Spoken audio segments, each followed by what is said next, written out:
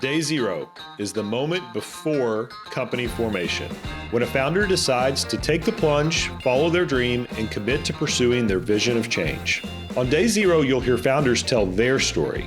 From the initial idea, through reactions by critics and skeptics, setbacks and successes, we'll cover it all.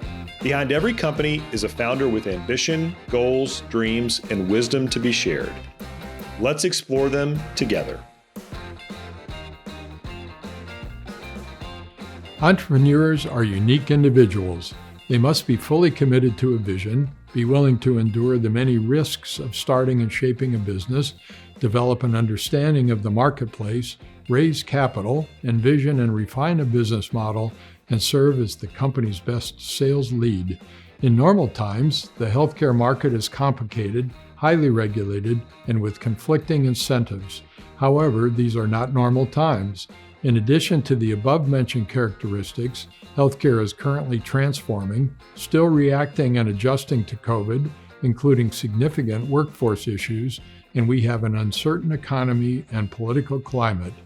Today, we have compiled insights from 3 founders describing how they think about innovation in the healthcare marketplace. To begin, we'll hear from Mike McSherry, the founder and CEO of Xealth. Next, we'll turn to Brandon Weber, who is the co-founder and CEO of Nava. We wrap up with Sean Mera, the founder and CEO of HealthTap. Now we'll lead off with Mike McSherry. I've never sat in front of as many smart people in rooms and environments before where they all head nod, yes, no brainer, yes, we need to do it, and yet it still doesn't happen for 6, 9, 12 months for N number of reasons.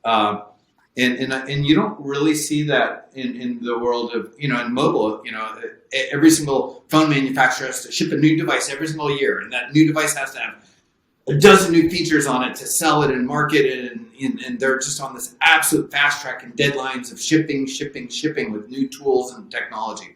Whereas healthcare is like, we can get to that next year. We can get to that next year. We can get to that next year. And that legacy debt of pushing things downstream have led to where healthcare is arguably the healthcare, education, and government are the 3 biggest laggards in technology adoption in the world, or at least in the US. And it's crazy. You've got these MRI machines that can, identify down to that atomic level of, bone density structure. You've got magic pills that can solve diseases. You've got all these great technologies that are on the cutting edge, yet we still use fax machines. We still make phone calls. We still go down to the lowest common denominator. In terms of innovation, change is hard in any industry. However, healthcare has special characteristics that influence adoption of innovations, such as variable reimbursement plans, conflicting incentives, and government regulations. Understanding the ecosystem is top priority for any entrepreneur. Next, we'll hear from Brandon Weber. What we observed while we were doing our walkabout through healthcare, just basically trying to answer the simple question, why is healthcare the only marketplace that can deliver 10 to 15% cost increases and a worsening product and user experience? Right? It's just like it defies the logic of most kind of major marketplaces. And I think what we observed was that contrary to maybe our going in assumptions, there was an absolute combinatorial explosion of innovation happening in healthcare, in the supply side of healthcare. And we're talking to digital health entrepreneurs under kind of every slice of care delivery, doing amazing things, like really cool cutting edge stuff that we as healthcare consumers had never kind of gotten access to. And it was kind of any direction you go, you'd see this kind of same dynamic of, oh my gosh, there's an explosion of innovation here. But that innovation is not making its way into the hands of the buyer. And so kind of the thesis that emerged out of this observation that like, wow, oh my gosh, there's so much cool stuff happening here. The future might already be here. It's just not evenly distributed.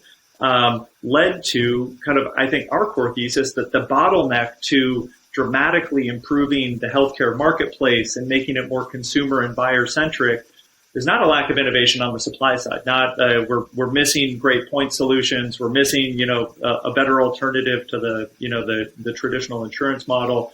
It's a gummed up distribution layer. It's a gummed up marketplace layer that is the bottleneck.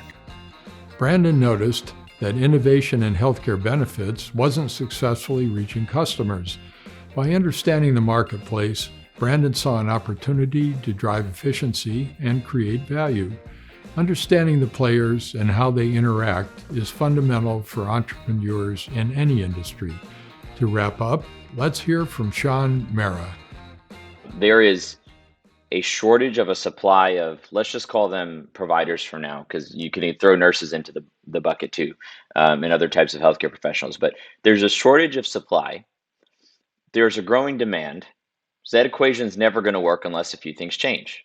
Either you start making more supply, you start shrinking your demand, or you make the supply and demand somehow meet each other more efficiently, assuming not every person that needs a provider connects with a provider, or you make each unit of supply more productive than before.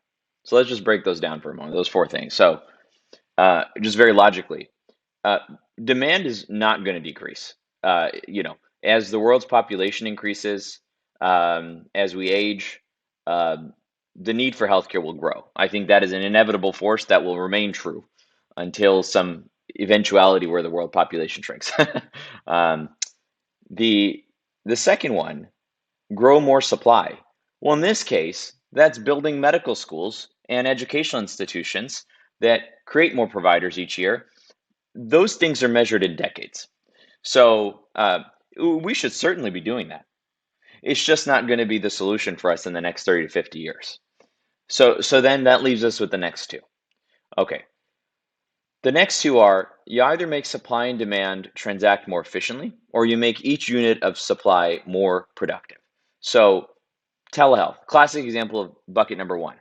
Today, supply and demand doesn't always transact efficiently because time and space separate us from the provider. They're either sleeping or on vacation when we need to talk to them.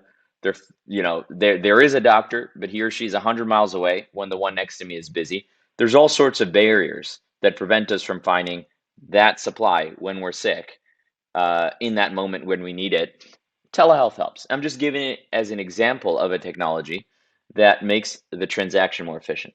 The second bucket, how to make providers more productive. Well, you have all this buzz around technologies like AI. We're very early in those days, but eventually, trust me, there will be not just algorithms that do some part of the doctor, because I think that's still a bit more futuristic. There's simple procedures you can start doing yourself. There's so many connected devices that you could operate on your own person that doesn't require a provider doing it to you like it used to 50 years ago. There's so many testing kits you can order and just administer yourself at home that don't require a provider. So there will be technologies that enable us to do more and more things without a human physician or provider. And remote patient monitoring, classic example of a combination of devices, sensors, algorithms that supplement what physicians would do, that enabled them to proactively monitor larger patient populations than they ever could if they invited people behind closed doors one-on-one. And I think the next 5 to 10 years are going to be characterized by those two innovations. There's a macroeconomics idea I remember from back in high school called the production possibilities frontier. In a given society, there's just a frontier that is the maximum possible output of any given unit of good or service that a country produces. The only thing that moves a production possibilities frontier out is the advancement of technology. It's technology. So if I had to, in this moment here for you, define what is healthcare technology. Healthcare technology is that which makes healthcare supply more productive, more efficient, and meet its demand more efficiently. And that's the only thing that's going to help us overcome the supply shortage. Sean provides us a map of where healthcare entrepreneurs can find opportunity. Healthcare needs innovation to expand the production possibility frontier and increase the efficiency of existing healthcare services. Understanding the relationship between the supply and demand of healthcare services reveals the greatest market opportunities. Every good business needs a solid business plan that incorporates the ecosystem's unique features. If you are interested in more financial and personal insights from leading innovators, follow Day Zero, where we share the wisdom, ambitions, and visions of healthcare entrepreneurs.